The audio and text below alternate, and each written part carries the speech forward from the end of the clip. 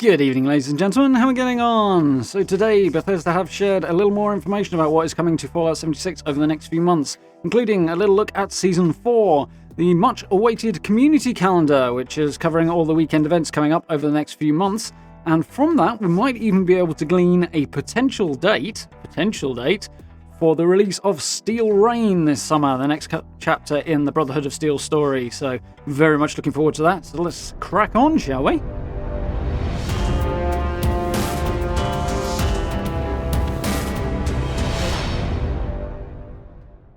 Okay then, so we've got some cool news coming out now that the new update, Locked and Loaded, is just shy of 2 weeks away. It's coming out on the 27th, so not too far away at all. Bethesda shared some cool little insights into the upcoming patch so far, and we have a couple more today as well, which is cool. So let's jump in and take a look.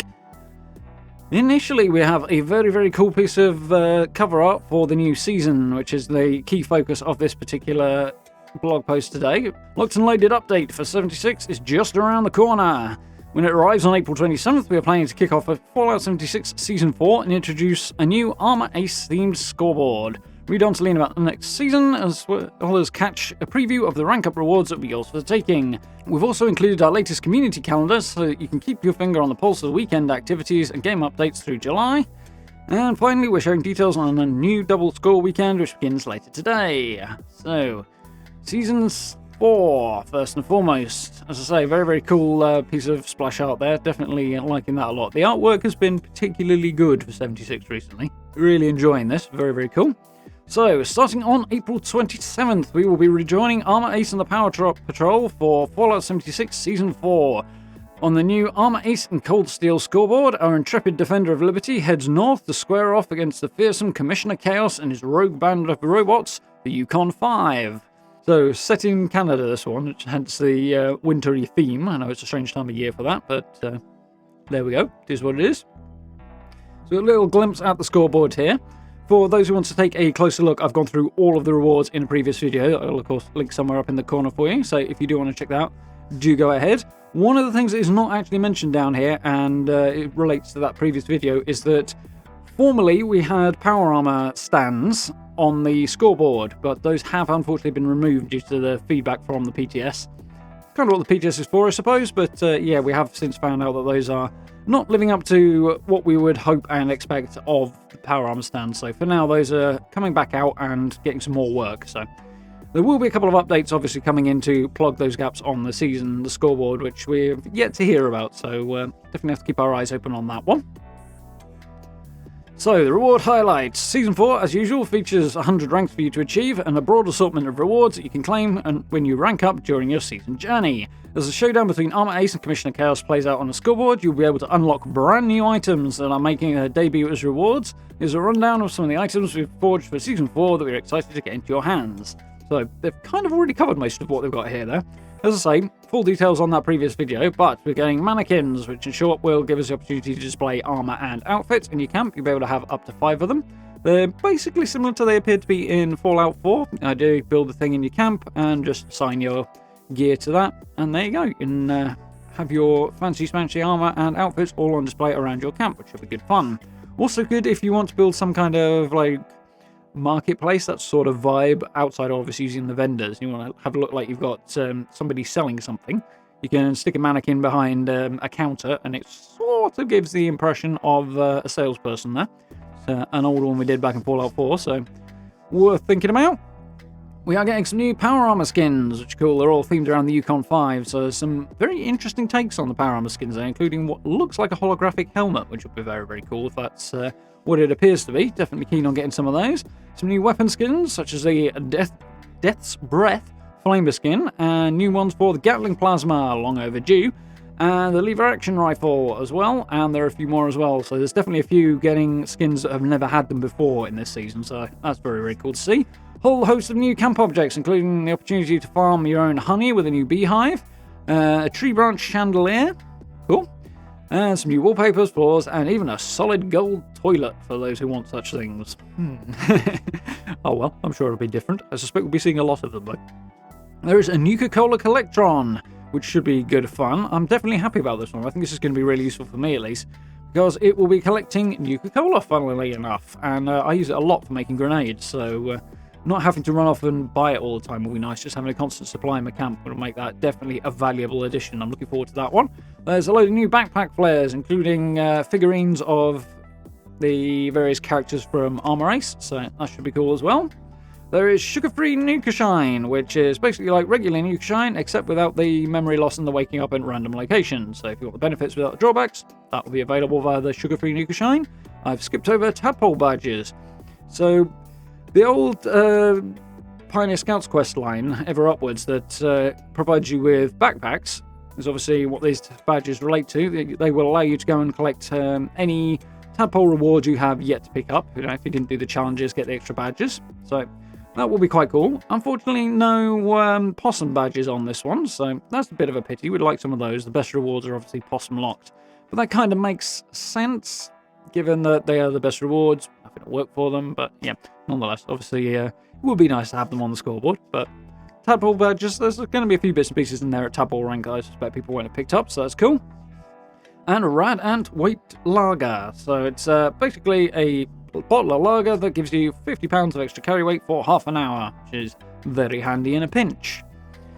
Whether or not we'll be getting plans for that, I don't know. I would definitely like to see some so we can craft it. That would be helpful, but it might also defeat the point a bit.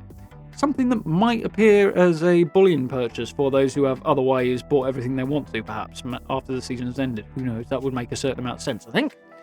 So, many reward types you're already familiar with are returning, like consumables, in-game currencies, atoms, perk card packs, and more. We've added in a few bonus rewards for Fallout First members again, that can earn at certain scoreboard milestones, in addition to the standard rewards those ranks offer. So, yeah, those of you who are maintaining your Fallout First memberships, you'll get a few extra rewards as well. Makes sense, there's a little bit of extra value into the Fallout First subscription, so fair enough. So, the community calendar. This is the really big thing in here. As I say, we've already covered in a bit of detail the last of the stuff that we've just looked at, but the community calendar is entirely new and definitely happy to have this. So, in case you missed it, we recently released our 2021 roadmap for Fallout 76. If you missed it, I'll link my video on it as well, which outline much of the new content and features that we're working on implementing this year. There is some very cool stuff. In between our major game updates, however, there's almost always something fun happening in Appalachia that you can take part in. From purveyor sales to Hunt for the Treasure Hunter events, you can stay on top of everything that's taking place in the Wasteland each week with our latest community calendar. Be sure to set reminders for the updates, community activities, and weekend events that catch your eye so you don't miss out on any of the action. Blah, blah, blah, as usual. So, we have a very shiny new community calendar page here, which is cool. It's nice to look at. Nicely done. Let's have a little look. So, this runs from the launch of the update forward, basically. Well, the start of May, so a couple of days after the update comes out. So, the next week or two, still a little vague, we'll see what happens. But in terms of what we've got coming through May, June, July, it's cool to see this. So, during May, we have a Gold Rush weekend over May Day weekend. So, it's turn in double treasury notes, so you can get twice as much bullion. Followed by Hunt for the Treasure Hunter weekend on the 6th through the 10th. Then we have a double score weekend on the 13th through the 17th, so that'll be, 4 weeks into the season. So at that point, we'll be probably getting about a third of the way through the season for those who are most focused on it. For those who are less so, obviously less so. But good opportunity to get yourself a little boost, which I think is going to be very relevant. There's a few double score weekends here. We've got, 1, 2, 3, 4 of them. So that's quite a lot for the season, but it is kind of relevant, and there's some other stuff as well, actually. As this is going to be a little bit more condensed than the last one. Season 3 obviously was run a lot longer than we would normally expect it to. Incidentally, that is also due to end on the 27th. Bethesda have finally confirmed that. Having the extra sort of bonuses in here is going to help people get through the season a little bit faster, so that's definitely not such a bad thing. As, yeah, based on what I'm seeing here, I think this will be a 3-month season rather than sort of 5-month. The last one's been a 4-month, whatever it is.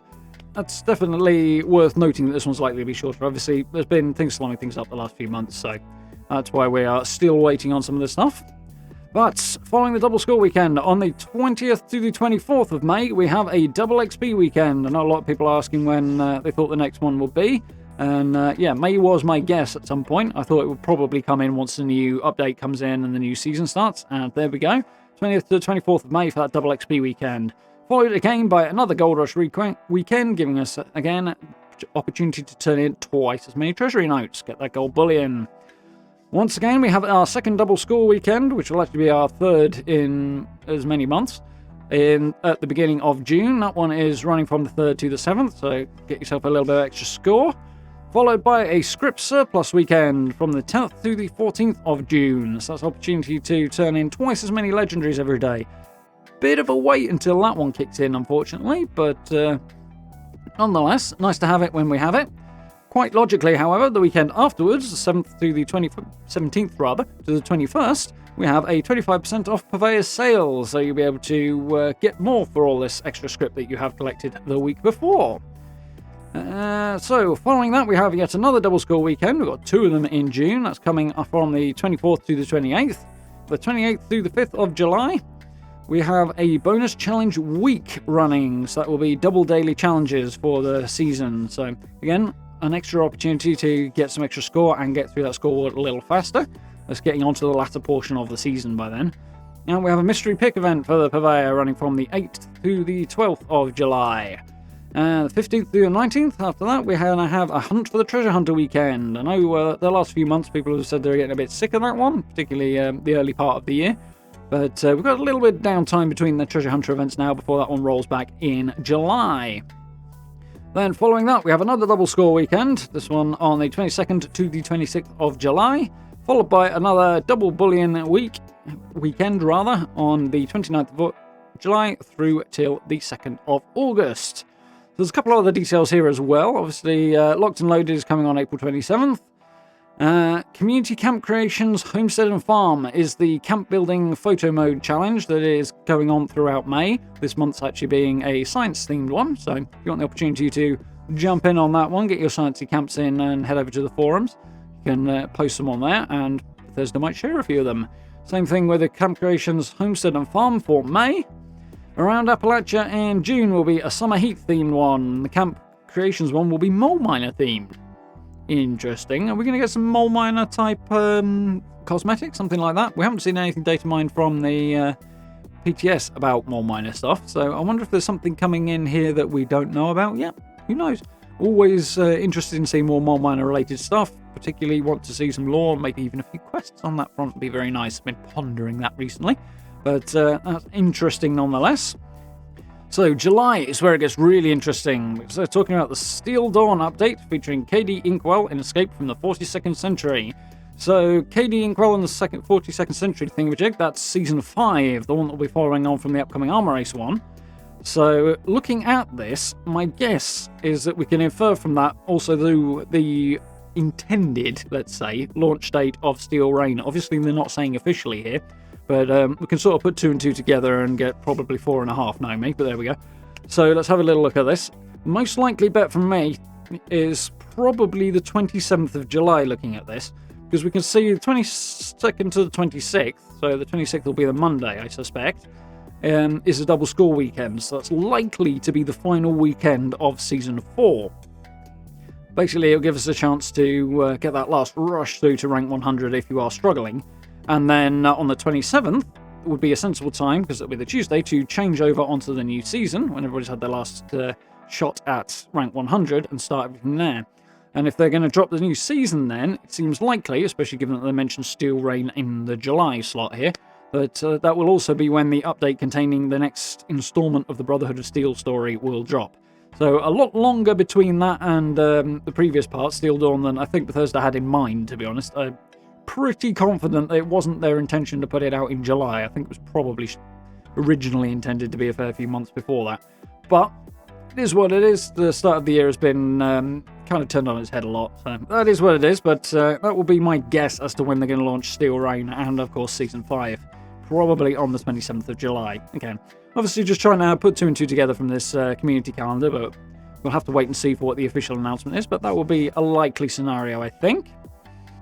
Okay, so last thing on the list for today is the double score weekend that's rolling through for the end of Season 3, which is the currently running one, which is looking really old and all too familiar now. We've been staring at the scoreboard on that one for a long time. But KD Inkwell is preparing to warp to a next temporal adventure because Season 3 is coming to a close on April 27th. There we go. I know that has been the speculated date for a long time, but it's only recently Bethesda have actually come out and gone, this is it. I've been keeping somewhat stum on unofficially saying that for some bizarre reason. I don't know why. But looks like much of the speculation there was spot on. That's a very long season, but there we go. But before she bids farewell to this timeline, she's made another tweak to her equipment to give you one last boost towards the end of the scoreboard. Over the next few days, you'll earn double normal score from each daily challenge you complete. Be sure to log in, finish up your challenges each day this weekend to rank up and claim rewards twice as quickly.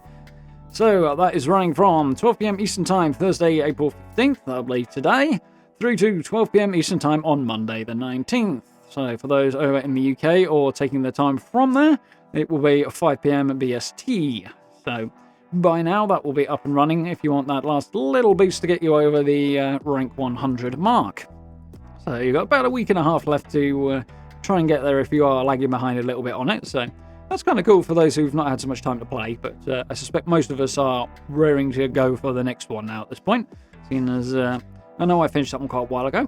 But there we have it. Lots of very, very cool stuff coming in the next few weeks, and definitely looking forward towards the next update. Very pleased to see this community calendar as well. Bethesda have been promising it for a couple of weeks. They said it was coming, and I know a lot of people have been waiting to see what is coming over the upcoming weeks and that sort of thing. So definitely very, very pleased to have this, and looking forward to diving into that as well. But lots of fun events, lots of opportunities to get through the scoreboard, and what looks like a slightly shorter season this time, and a provisional date for Steel Dawn, so Steel Rain rather, if I get the name right, which is pretty cool. So some good stuff there. As I say, if you want to check out the rewards, sans obviously the power armor stands which have been taken out, check the video out that I linked before. That will go over everything that is coming in the next season. But yeah, all in all, pretty darn cool. Pretty pleased to see this. Looking forward to getting started into a fair watch of new content and fun new things to take a look at. And yeah, definitely pleased with that artwork. That's really cool.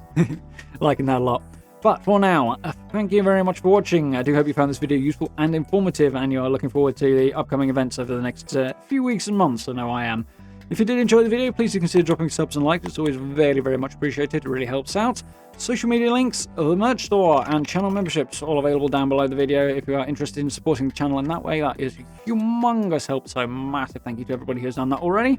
And if you get a chance to join us for live streams as well, we're carrying on with Remnant from the Ashes and, of course, Fallout 76 over the coming weeks. And in the dim, distant horizon, Mass Effect 2 will be coming up. So I do hope you'll join us for some of those streams. We're having a lot of fun. But for now, thank you very much for watching. I look forward to speaking to you all very, very soon.